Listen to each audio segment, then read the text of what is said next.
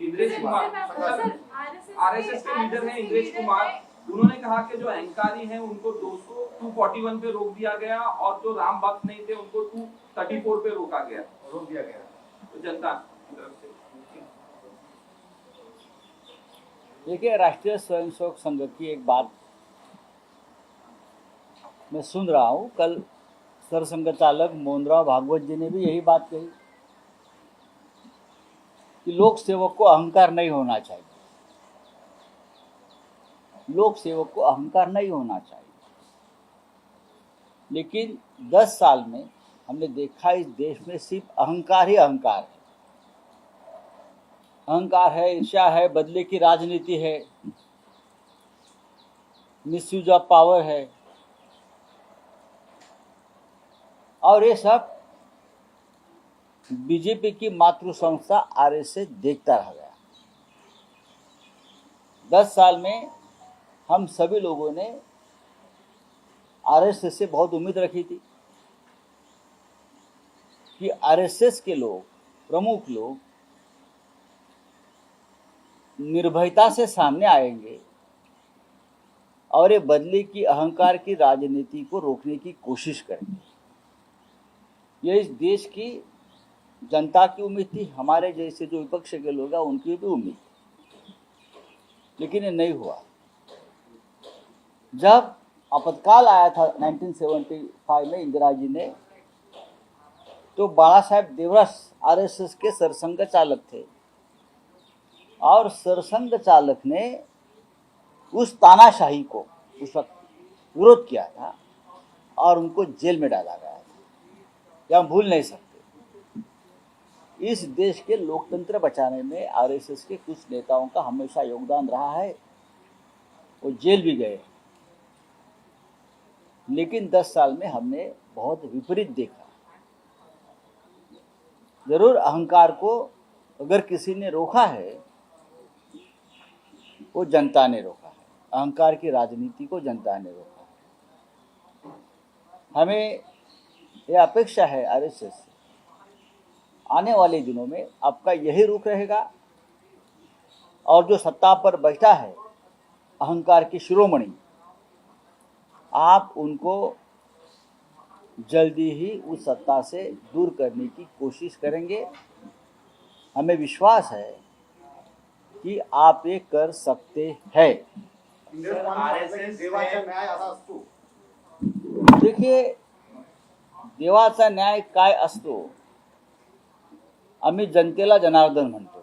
जनता जनार्दन यही भगवान है, यही लोकतंत्र का भगवान है, सब कुछ है।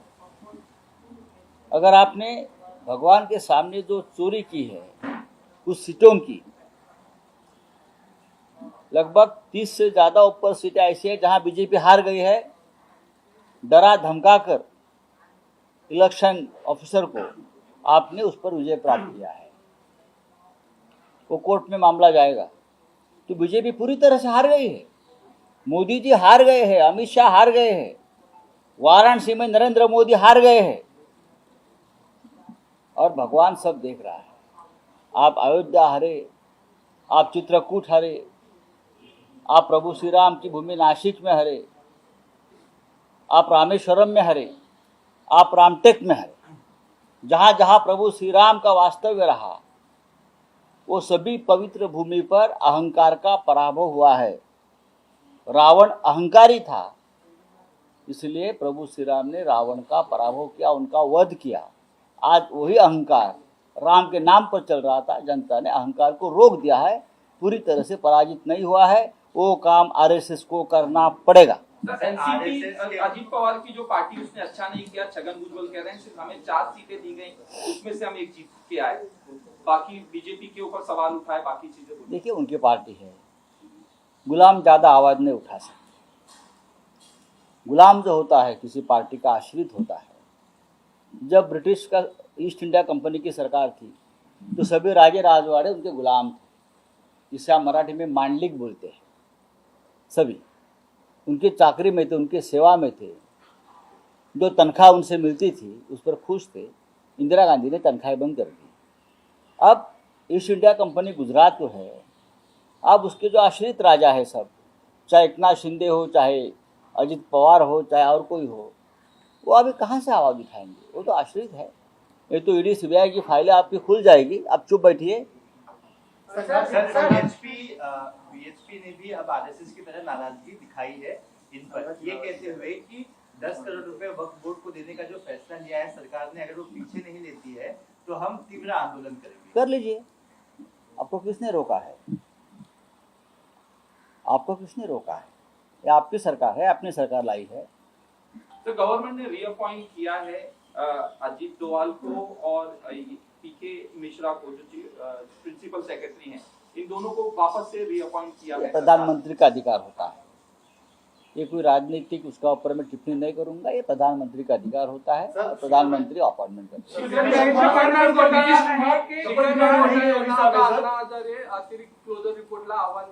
हैं। अण्णा हजारे जागे झाले त्याबद्दल मी अण्णांचं अभिनंदन करतो। राळेगण सिद्धीमध्ये हालचाल सुरू झाली आणि ती अजित पवारांच्याच बाबतीत सुरू झाली। याबद्दल मी अण्णा हल्ले, अण्णा बोलले, अण्णाने पत्र लिहिलं, याबद्दल मी अण्णांचं आभार मानतो, अभिनंदन करतो। पण या महाराष्ट्रामध्ये फक्त शिखर बँक घोटाळा झालेला नाही, गेल्या 10 वर्षामध्ये या राज्यामध्ये आणि देशामध्ये घोटाळे झालेले आहेत। अण्णांनी खरं म्हणजे इलेक्ट्रॉल बॉन्डचा घोटाळा जो 10,000 कोटी, त्याच्यावर सुद्धा अण्णांनी आवाज उठवायला पाहिजे। ज्या भ्रष्ट मार्गानं नरेंद्र मोदींनी निवडणुका जिंकल्या त्या देशामध्ये अण्णासाहेबांनी त्याच्यावरती आवाज उठवायला पाहिजे। ईडी आणि सीबीआयचा गैरवापर करून जी खंडणी गोळा केली जाते या महाराष्ट्रात आणि देशात, आणि ती खंडणी भारतीय जनता पक्षाच्या तिजोरीत जाते, अण्णांनी त्याच्यावरती आवाज उठवायला पाहिजे। INS विक्रांत घोटाळा, विक्रांत युद्धनौका वाचवण्याच्या नावाखाली कोट्यवधी रुपये या मुलुंडच्या नागड्या पोपटलांनी गोळा केले आणि त्याच्यामध्ये सुद्धा क्लोजर रिपोर्ट दिला जातोय किंवा ती तपास थांबवला जातोय चोरांना वाचवण्यासाठी। 38 कोटीचा घोटाळा आणि सरकार त्याला संरक्षण देते त्या घोटाळ्याला। अण्णा हजारे यांनी INS विक्रांत वाचवा घोटाळा जो झाला कोट्यवधीचा, त्याच्यावरती सुद्धा आवाज उठवायला पाहिजे। असे अनेक घोटाळे या महाराष्ट्रामध्ये झालेले आहेत। मुख्य म्हणजे एकनाथ शिंदे असतील आणि त्यांचे 40 आमदार, अजित पवार आणि त्यांचे 40 आमदार, ह्यांच्यावर ईडी सीबीआयने जे खटले दाखल केले होते आणि ते भ्रष्टाचारी सगळे लोक भाजपात गेले आणि त्यांचे खटले मागे घेण्याचा प्रयत्न सुरू आहे। अण्णांनी त्यांच्या क्लोजर रिपोर्टवर सुद्धा आवाज उठवायला पाहिजे। अण्णांना भरपूर काम आहे।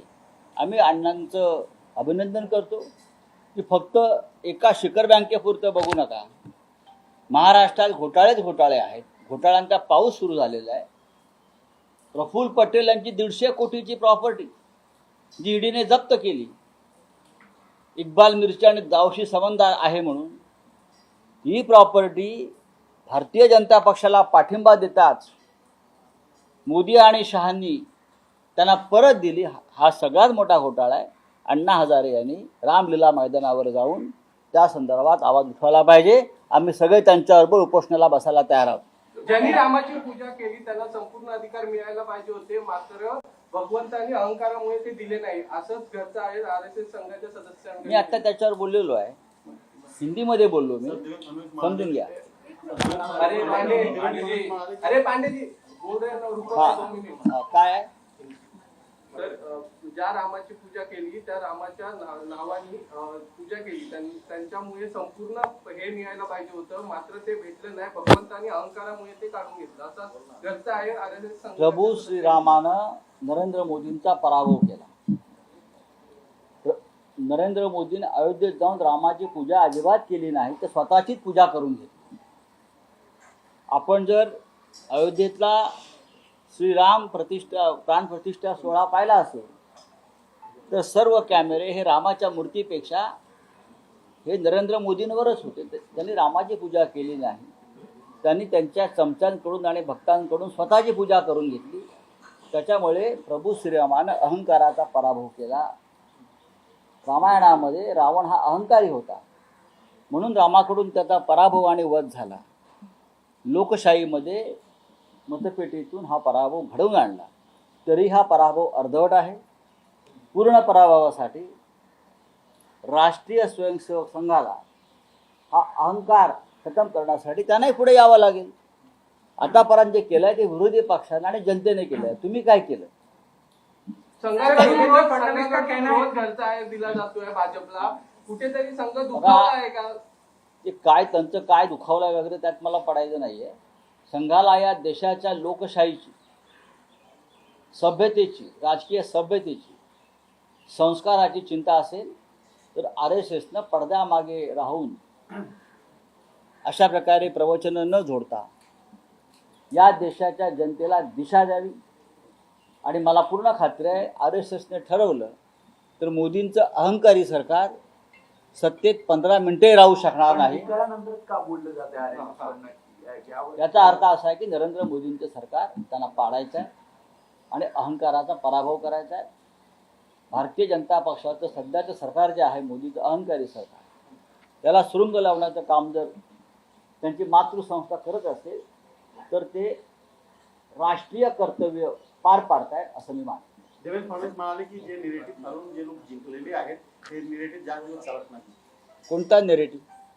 जे लोक जिंकलेले आहेत आम्ही कोणताही नेरेटिव्ह सेट केला नाही. नरेंद्र मोदींचा आणि फडणवीस यांचा खोटारडेपणा आम्ही लोकांसमोर आणला आणि लोकांनी तो मान्य केला. 400 पार केल्यावर, जागा जिंकल्यावर आम्ही संविधान बदलूया आम्ही म्हणालो नाही. हे तुमचेच भाजपचे लोक म्हणत होते आणि त्या सगळ्यांचा पराभव झालाय. ज्योती मिर्झा सांगत होती, स्मृती इराणी सांगत होती, अयोध्येचा खासदार लल्लन सिंग तेच सांगत होता आणि त्या सगळ्यांचा पराभव जनतेने केलेला आहे. आपलं सरकार भ्रष्ट आहे हे सांगायला नॅरेटिव्ह कशाला पाहिजे? देशभरातले सगळे भ्रष्टाचारी आपण आपल्या तंबूत घेतलेले आहेत, महाराष्ट्रात घेतलेले आहेत. अजित पवार भ्रष्ट आहेत की नाही? एकनाथ शिंदे बरोबरचे 40 लोक भ्रष्ट आहेत की नाही? अशोक चव्हाण आदर्श भ्रष्ट आहेत की नाही? हे फडणवीसांनी जाहीर करावं ना. तुम्ही फडणवीस हे या राज्यातल्या राजकारणातले खलनायक आहेत, विलन आहेत. मी वारंवार सांगतो, या राज्याच्या संस्कृतीची वाट, सभ्यतेची वाट ही देवेंद्र फडणवीस यांनी लावलेली आहे आणि त्याच्यामुळे आमचं त्यांच्याविषयीचं जे भांडण आहे ते कायम राहील. हिंदी में जानना चाहूंगा, आपने देवेंद्र फडणवीस को विलन कहा। मैं पहले भी कहा है, नई बात नहीं है. महाराष्ट्र की राजनीति में एक सभ्यता हमेशा रही है. पॉलिटिकल कल्चर रहा हमारा, सभ्यता रही. हम हमारे विरोधी जो भी हो उनको गलत इल्ज़ाम में कभी फंसा कर उनके फैमिली को कभी हमने तकलीफ नहीं दी. जब से देवेंद्र फडणवीस महाराष्ट्र की राजनीति में उनको जो पद मिला मुख्यमंत्री पद, उसके बाद उसने एक दो गैंग बनाई, पॉलिटिकल अंडरवर्ल्ड गैंग.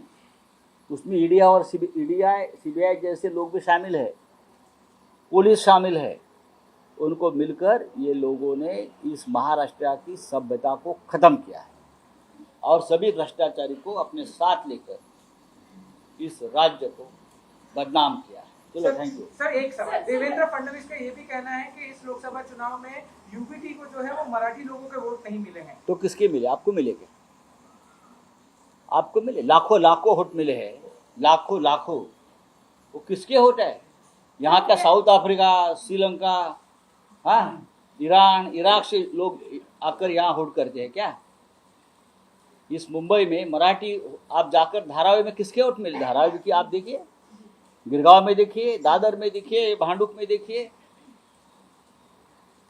जहाँ जहाँ हमारे लोग जीते हैं या कम मार्जिन से हारे हैं वहाँ तो सब मराठी है.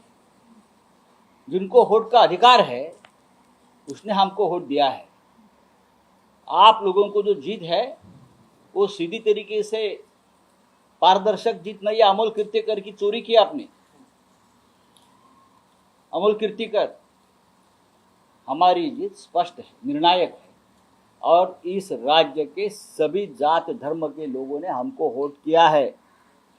चाहे मराठी हो, चाहे मुस्लिम हो, चाहे क्रिश्चियन हो, चाहे पारसी हो, चाहे गुजराती हो, सभी ने हमको वोट किया है महाराष्ट्र में। कांग्रेस सूत्र कह रहे हैं, बांग्लादेशी वोट कांग्रेस ऐसा सूत्र कहा कह जाता रहे हैं कि मोदी सरकार पंगु सरकार है, हम जब चाहें उसे गिरा सकते हैं।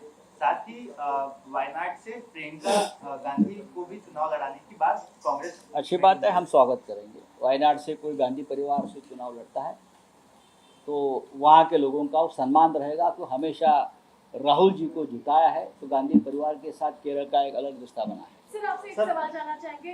सर विधानसभा चुनाव के लिए सबने कमर कस ली, हम देख रहे हैं लगातार मीटिंग्स हो रही हैं। इसमें अब सर मीटिंग्स के बाद किस तरीके की प्रक्रिया सामने आएगी आप लोगों की तरफ से? सीएम का पद किसको मिलने वाला है? उद्धव ठाकरे ही बने रहेंगे? क्योंकि कांग्रेस लगातार ये दावा कर रही है कि हमारी तरफ से भी सीएम के पद के लिए लोग आगे आ सकते ठीक है, चुनाव होने दो, चुनाव होने दो। रोहित पवार ने कहा कि जयंत पाटिल चेहरा हो सकते हैं। बात ऐसी है भाई, चुनाव होने दो।